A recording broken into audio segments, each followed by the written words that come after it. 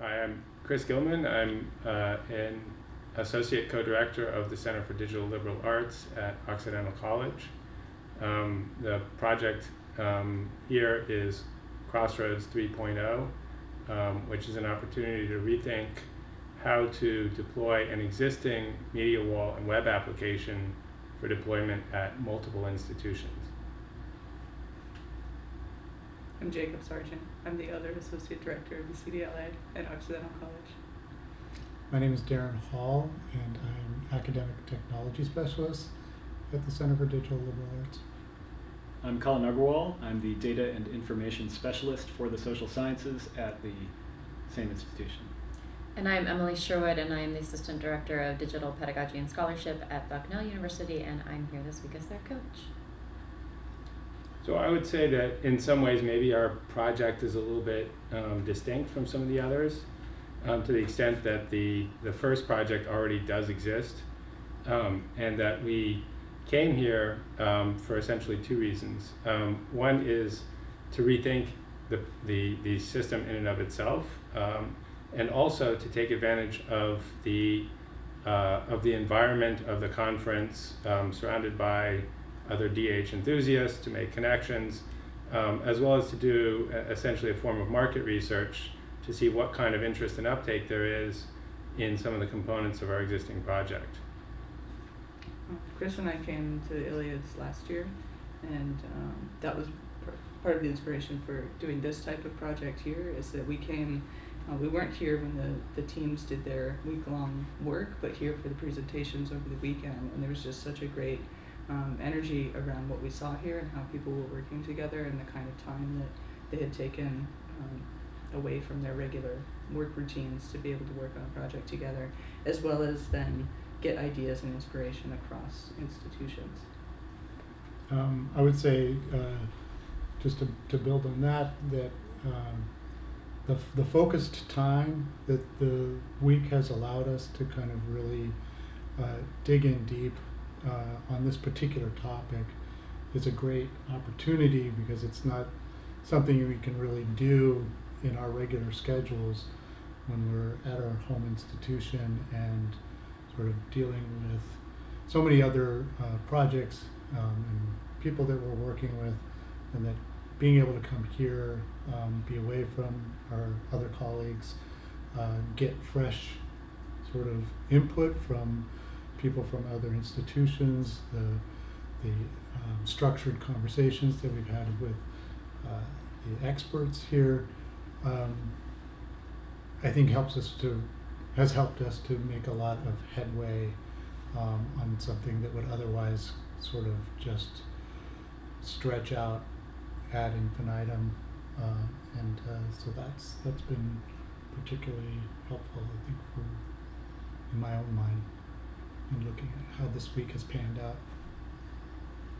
Riffing on that, I think we also were able to take advantage of showing off what is sometimes termed a closed system to people outside of our institution. So that's somewhat difficult with a media wall, physical media wall, and an authenticated login system. So here we got a chance to workshop that with participants who were familiar with digital humanities and kind of some of the workflows that were involved with producing that content. So that was a unique opportunity, I think. I think it's probably worth mentioning some of the specifics and details of the project itself, but just another sort of parenthetical comment about the event overall, the experience. I would say if you look at the room, or look at our faces, or maybe some of the other participants in the program, it's a very kind of high impact experience, 24/7. It sort of reminds me of Russian language school, myself, taking a language pledge and digging in completely, or a Russian bender where you start at one end and come out the other and you're wondering how you got there. This is kind of an extraordinary experience. It has been necessary, I think, not just to sit down and work in a very disciplined way, in the morning and crunch through some of the challenging topics, but also over drinks and casually mixing with other groups. Some of our biggest breakthroughs have been in passing, a funny comment turns into a very serious idea. And unless we really drop the ball, I think we've got some of those hoped and intended outcomes of contacts and at least one or two viable collaboration projects moving out of the conference. So I think even in and of itself, it's worth it for that, and then the other elements are the specifics of the design as well, and in that the various experts we've spoken to have been extremely thoughtful, penetrating in their commentary, and quick in picking up the details of the project in a way we simply could not have gotten any otherwise. Awesome. Sounds like the whole experience is going well, and I'm glad to hear it. Are there any things maybe that if this were to happen again, you'd want to see done differently, or? Nap time. No. No, that's not actually. I wouldn't consider that a joke. There have been times in the afternoon where we've sort of all drifted off to do other things. I think the intense working after a while, sort of, you need a break from that also. Yeah. Yeah, maybe more structured break time. Yeah. I guess Being able we to could do take a that walk. ourselves, but yeah. I think even some of the pop-up sessions that have come up where people can go and, like today, you can almost go and just learn a tool or learn how to do something is really nice. I know I'm hesitant to just say after a bunch of workshops, but at the flip side, after lunch, if you've spent all morning working really hard, and then you go have lunch, being able to spend a little bit of time after lunch doing learning how to do WordPress child themes or learning a bit about GitHub. I think that's useful to kind of break up the type of concentration the brain is required to do all day. So I think maybe that's my suggestion. I think because our project is so interested in not just kind of hunkering down here and working on something, but talking with people and meeting people across institutions, I kind of miss what there was last year with the more extended kind of group time across all of the teams and seeing what people are doing. Because the 5 minutes it's enough to get a sense of who you want to talk to, but then there's not really a structure for following up with those people. And we've been able to do that, I think, but people are also focused. They're here to do their own project. They're not necessarily here to consult, other than the experts who have been very helpful. Do you think other projects would benefit from our observation of that? Like, I'm just putting that out to the group.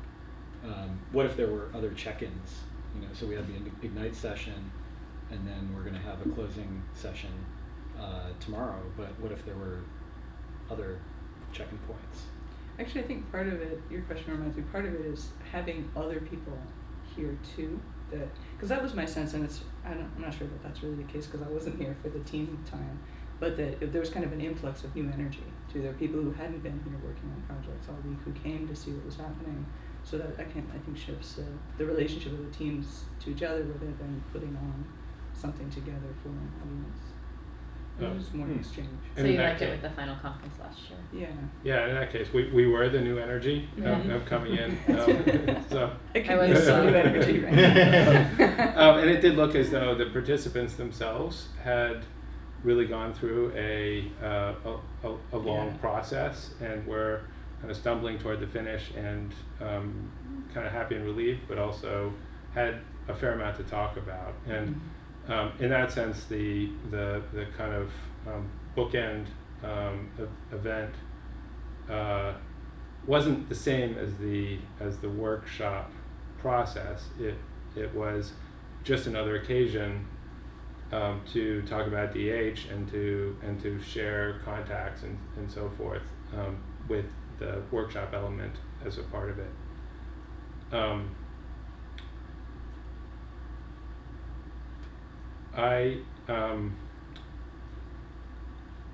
I think also having the pop-up session in our case was particularly important because we had essentially a somewhat captive audience to come in and try out our existing tool and see how it worked, have a first response, and so forth. And that was a challenging but also a very important opportunity to kind of dig in more deeply about how this might deploy at other institutions.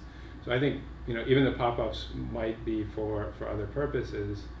In that case, we kind of flipped it and really benefited from having that opportunity. I think that session would have benefited more in a different kind of room. Mhm. So in a flat room, maybe with small groups, something like that. I think we would have gotten a little bit more out of each individual rather than the lecture hall style with sparse, not terribly Yeah. sparse, but distributed attendance. Cool. So as far as the future goes, do you guys see you taking this project to other conferences or to ILiADS again if it happens next year? We are taking it to Bucknell. To my conference. Yes. So yes, In, they will be presenting October. in at Bucknell in the end of October. So it's a long process, an evolving one that has some recurring and iterative themes, and it is precisely this community of DH scholars and administrators, students, etc. that makes it possible to continually develop an idea rather than have it be a one-off that would have to be extremely high impact to be very valuable. Cool. And then lastly, do you have any extra comments, thoughts that you really want to make sure that you say before signing off? Well, we should also thank our other team member who had to leave earlier in the week, Heidi Knobloch from Bard College, who also really brought in a lot of important components to the project overall in terms of being our first real external collaborator in using the system. So her insights were really valuable there. And I think we should thank Emily as well Yeah. for being a great outside voice and coach through this week. Yeah, our goal with all of this is to develop more infrastructure to do this kind of collaboration and in a digital platform. So ideally the goals of the project and the goals of ILiADS coincide in some way, and that the success of this will make it go on in the future.